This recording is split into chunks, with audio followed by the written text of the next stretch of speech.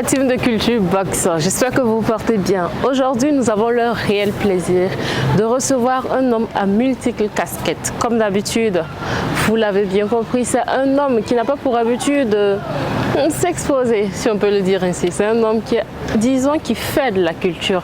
C'est un homme qui arrive à vous captiver rien qu'en posant quelques actes. Vous avez participé à des festivals comme Wistiti. Oui, c'est le promoteur de Wistiti et bien d'autres. J'ai l'honneur de bien vouloir recevoir pour notre émission Culture Box, Salif Sanfo. Bonjour Monsieur Salif Sanfo. Bonjour. Merci de nous avoir ouvert les portes de vos locaux. Merci, tout le plaisir est pour moi. Donc, je vais vous expliquer un peu le concept de l'émission. Ok. D'abord, la première partie, on va essayer de faire une immersion dans votre vie. Le passé, le présent, comme le futur aussi. Ok. Ensuite, il faut savoir que cette émission, il y a beaucoup de jeux. D'accord. Donc, vous allez relever certains défis. J'espère en être capable. Je l'espère aussi. Et aussi, on a tendu le micro à des fans, à des personnes qui vous suivent depuis bien longtemps, qui ont bien voulu vous poser une question. D'accord. D'accord. Donc, on peut commencer un peu l'émission? C'est quand vous voulez. D'accord. Donc, on va commencer par le début. Disons, on va faire un retour au passé. Depuis l'âge de 12 ans déjà, vous êtes dans le monde de la communication. Oui. Comment est-ce que cette immersion-là a débuté? Comment est-ce que vous avez senti que là, ouais, c'est le début depuis l'âge de 12 ans déjà? Merci beaucoup. Avant tout propos, je voulais féliciter toute la jeune équipe de Fadima Web TV et son premier responsable, qui est quelqu'un de très cher pour moi.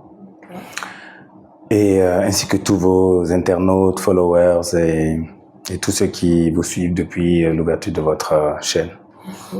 Comment ça a commencé? Bon, il faut savoir que moi j'étais déjà bavard. J'étais à la limite un perroquet. Je participais à l'émission des enfants. Déjà, il y avait Tante Aïcha, il y avait Gérard Kouala, Tonton Lido. Et au fur et à mesure que je participais à l'émission, je pense que j'ai dû taper à l'œil de Moustapha Tombiano, paix à son âme. Et je pense qu'il a bien voulu me donner ma chance. Et c'est comme ça qu'en 93, il m'a confié les rênes de l'émission. Voilà. Donc, je faisais le journal des enfants. Il est 10h en temps universel et 12h à Paris. C'est l'heure du journal des enfants présenté par Salif Sanfo. C'est comme ça que je commençais. Et puis après, c'était le monde des enfants. Et puis club adolescence. Ça, c'est quand j'étais devenu ado. Puis jeunesse mania. Puis. Vous êtes tenté par du monde de la culture. Hormis le cycle restreint de communication, vous êtes aussi dans le monde de la culture. Exact. Comment est-ce que ça a basculé? Comment est-ce que vous vous sentez là-dedans? Alors, vous savez, ça va ensemble. Hein. Vous savez, quand vous êtes animateur radio, vous jouez de la musique. Ensuite, on vous sollicite pour être maître de cérémonie. Et puis, on vous demande quel artiste on pourrait programmer pour un tel spectacle. Vous proposez un artiste une fois, deux fois, trois fois, et l'artiste demande à ce que vous deveniez son manager. Okay. Et après, vous devenez manager, et au fur et à mesure, vous devenez chargé de communication de festival, donc programmez plus d'artistes. Okay. Et après, vous faites du booking, parce que vous commencez à placer des artistes dans des concerts, dans des festivals. Vous commencez à produire, certains que vous sentez, parce que vous avez un peu d'argent. Et à force de présenter, de faire des maîtrises de cérémonie, d'événementiels mal organisés, vous commencez à exiger que ce soit la sono d'un tel, parce que vous connaissez les compétences de la personne, puis tel artiste, et puis vous vous retrouvez à organiser vous-même des événements. Et puis, voilà. Et donc, c'est au fur et à mesure des sollicitations que les compétences et les métiers se sont créés au fur et à mesure. Parce que quand je commençais la radio, je venais d'avoir le CEP. Je pense. Mais j'ai continué mes études en art et communication. J'ai fait une maîtrise en art et communication. Je me suis spécialisé en communication d'entreprise parce que je comptais monter mon entreprise en communication, en management culturel. Chose que j'ai faite quand j'ai fini. J'ai fait une spécialisation après à l'université Senghor d'Alexandrie, puis une spécialisation en management des projets culturels en Allemagne. Tout ça pour conforter ce que j'avais déjà appris sur le tas. Et puis pouvoir impacter davantage. Vous avez multiples casquettes comme vous l'avez bien démontré et tout. Mais en plus de toutes ces casquettes-là, vous êtes aussi enseignant. Oui. Comment est-ce que l'amour d'enseigner est né? Je pense que c'est venu de Yacouba Traoré. Parce que si on me disait un jour que j'allais être enseignant, je n'allais pas croire du tout. Parce que personnellement, je n'aimais pas l'école. Okay. Mais par amour pour ce que je fais, j'ai continué à faire l'école parce que justement, pour avoir appris sur le tas, je ne voulais pas que demain, quelqu'un sur la base de ses diplômes me manque de respect. Okay. Donc, il était important que je rajoute de la théorie à la pratique déjà que j'avais. Ça allait être dommage de ne pas avoir des diplômes pour pouvoir valoriser réellement toutes ces années d'apprentissage. Donc, l'ISTIC a bien voulu que je partage mon expérience avec les étudiants. Et c'est comme ça que j'ai commencé à donner cours, à être chargé de cours. J'ai fait mon premier syllabus que j'ai proposé et puis voilà. Donc c'est comme ça que j'ai commencé à enseigner et j'ai pris goût. Parce que je pense que transmettre, c'est apprendre deux fois. Ouais. Plus on partage son savoir-faire et son savoir-être, plus on apprend aussi de la jeune génération. Parce que mine de rien, on commence nous aussi à... du petit sans faux... Aujourd'hui, quand j'entends certains m'appeler doyen, aîné, je fais OK, d'accord. Comment est-ce que, avec toute cette casquette, tout ce que vous avez, comment est-ce que vous arrivez à tenir bon, être toujours le Salif Sanfo qu'on a toujours connu jusqu'à maintenant? Il y a des moments où le moral est au talon, hein. Mais je crois fort en Dieu. Je crois aussi que tout le travail que j'ai pu faire grâce aux uns aux autres et la raison pour laquelle je le fais ne peut pas être vain. Et je prends les périodes difficiles ou les périodes de vaches maigres comme étant des épreuves qu'il faut surmonter. Voilà. Et je garde le sourire, c'est le plus important. D'accord, on ne peut pas finir cette émission sans parler du dernier projet, Remdoro à Kanjo. D'où est-ce que venue cette inspiration? C'est une folie. Expliquez-nous un peu cette folie alors. Vous savez, mon bureau était en face et à chaque fois que ma tête était chaude, souvent quand on monte des projets ou quand on est face à certaines situations, et souvent tu sors pour prendre de l'air et puis tu sors, puis tu tombes sur un cimetière. C'est pas possible, le Remdoro ne peut pas être comme ça, c'est pas possible. Mais qu'est-ce qu'on peut faire? J'étais rentré donc depuis 2009 avec un projet, la Maison des Cultures du Monde, et l'idée c'était de transformer un des jardins publics en la Maison des Cultures du Monde. Après il y a eu la cafette qui était en location-gérance, je me suis dit voilà la Libye, il faut avoir un pied. On a essayé de faire des activités, j'ai ramené Voter pour moi ici, un événement humoristique que j'organise. J'ai fait des masterclass, j'ai fait des universités d'été avec la plateforme culturelle du Burkina. Mais ça fonctionnait juste le temps des manifestations et puis après, ça retombait encore.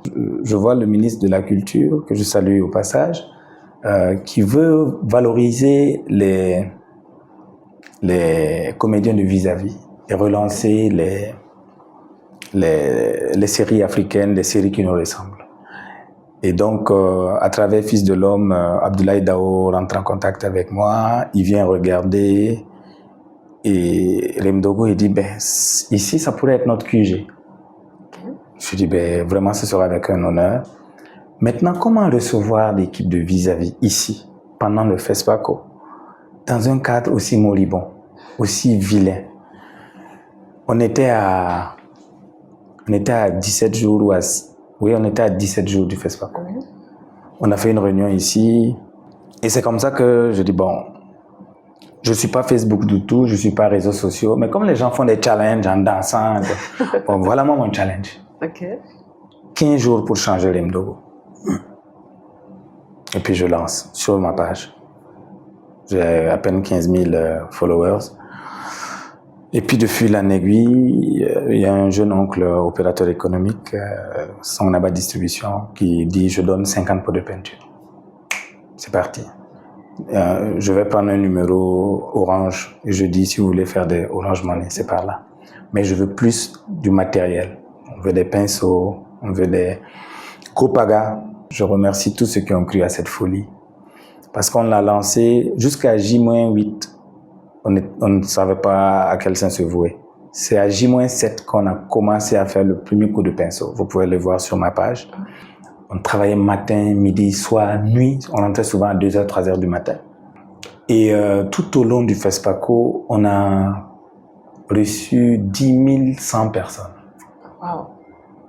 Ça a été... Voilà. Et la cerise sur le gâteau, c'est Danny Kouyaté qui vient avec son étalon ici au Rimdogo.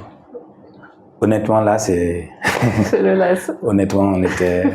Donc, vraiment, merci beaucoup à tous ceux qui ont permis à l'opération 15 jours pour changer Rimdogo. Vous êtes promoteur de l'événement Wistiti. Expliquez-nous un peu comment est-ce que ça a débuté. D'où est-ce que cette inspiration est venue? Parce que vous êtes franchement un homme à multiples casquettes. Expliquez-nous comment est-ce que vous portez cette casquette-là. Moi, j'aime rire, comme je vous ai dit. J'aime rire, j'aime faire rire. J'aime que autour de moi, les gens soient dans la bonne humeur. Et j'ai beaucoup de respect pour les humoristes. Je les trouve tellement généreux. Vous voyez? Et il y a le ministre Mamoudou Ouedraogo qui avait lancé les Grands Prix de l'humour. Et moi, je rêvais d'avoir un événement style Koundé pour les humoristes.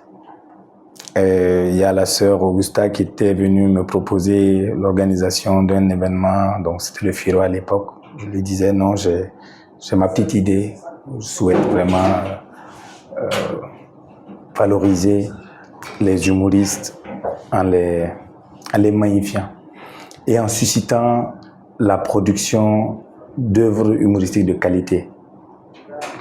C'est ainsi qu'après avoir consulté Génération 2000, Mamoudou Ouedraogo, à l'époque Mimi, Kadi Joly, le ministre Philippe Sawadogo, certains aînés, Gombo.com avec lesquels on travaillait, j'ai décidé de lancer le festival Bonne Année qui allait consacrer chaque année les humoristes en leur décernant des trophées. Les trophées, c'est les Wistiti d'or, les trophées de l'humour et de la parodie. Bonne année, pourquoi? Parce que l'idée, c'est de commencer le nouvel an dans la bonne humeur, de sorte que cette bonne humeur la puisse contaminer tout le reste de l'année. Voilà, et puis on remettait des prix. Et donc, c'est comme ça que est né le Wistiti d'or. Nous n'allons pas finir de parler de vous et tout. Cependant, on a un temps vraiment limité. Ouais. Pourtant, vous devrez relever certains défis. Peut-être que...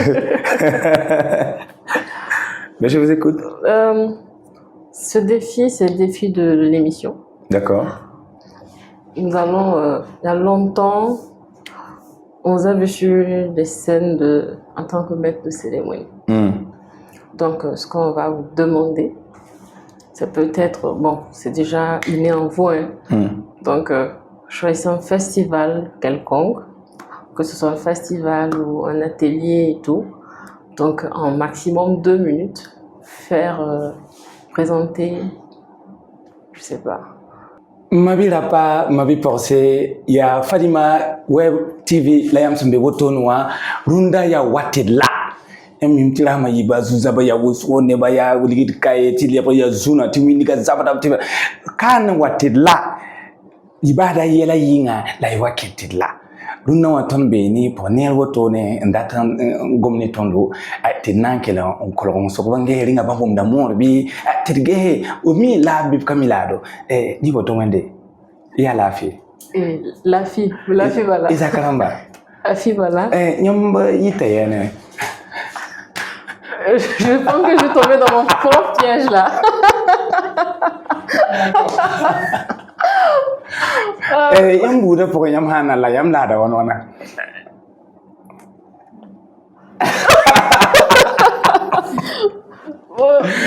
Yam be ya woto la. Yeranti wala ya la zamana. Ya woto la pay la dani ko panta ba. Fusi la barka. Merci beaucoup et merci de m'avoir fait tomber dans mon propre piège. C'est vraiment gentil.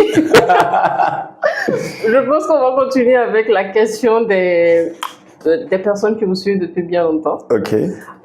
Basimo Cynthia Marie Farida. Ma question est, quelle a été la situation la plus chaotique lors d'un événement que vous avez dû gérer en urgence? Merci. La situation la plus chaotique que j'ai dû gérer lors d'un événement. Ce qui me vient comme ça à chaud, c'est que j'ai programmé un artiste, Jingri Lompo. Ah, ça n'a pas été facile. Ceux qui savent, savent. Mais il a fallu gérer. Ok. On a pu s'en sortir, mais ça n'a pas été facile. C'est un humoriste nigérien d'origine burkinabé qui remplit des stades au Niger. Mais vous savez, l'humour est culturel. Ouais. Et il y a des grands humoristes, peut-être, qui, s'ils vont au village, ils ne pourront même pas faire rire qui que ce soit. Ouais. Donc, malheureusement, il a raté son avion. On était obligé de le faire venir par la route. Il est arrivé presque à la fin. J'ai voulu qu'il passe avant Mala Adamo et Adama Daiko, qui étaient c'est des mastodontes. Et il a dit non, lui il peut jouer à la fin et tout ça. Je dis non, tu sais. Il a insisté. Ça n'a pas été facile. Parce qu'il a vidé la salle. Oula, ok. Et en tant que programmateur, ça fait pas plaisir de vivre cette situation. Mais je pense qu'il aurait appris, moi aussi j'aurais appris. D'accord, on va continuer à la prochaine question. Moi je suis Ismaël Saïdou Ganamé, je suis journaliste. Ma question est en rapport avec votre passage au niveau de l'ANT. J'aimerais savoir à quel point votre passage à l'ALT vous a impacté. Qu'est-ce que ça a représenté pour vous de faire partie de l'ALT? Et qu'est-ce que vous retenez de ce passage-là? Mon passage à l'ALT a été le couronnement de 3 décennies d'expérience dans le secteur. Et pour moi, c'était très important parce que pour l'une des rares fois, j'acceptais un poste étatique sans passer par la case politique. Parce que personnellement, je ne cautionnais pas forcément les choses telles qu'elles fonctionnaient. Et plusieurs fois, on se met en retrait. Et justement, ce qu'on m'a dit pour me motiver, c'était, ouais, vous critiquez tout le temps des choses, pourtant vous avez des capacités. Bon, pourquoi toi-même tu ne te présentes pas? Ça a été un moment aussi difficile parce que quand ma mère était en phase terminale, paix à son âme, je ne le savais pas, mais elle me demandait chaque fois, quand j'allais à l'hôpital, est-ce qu'on m'a appelé?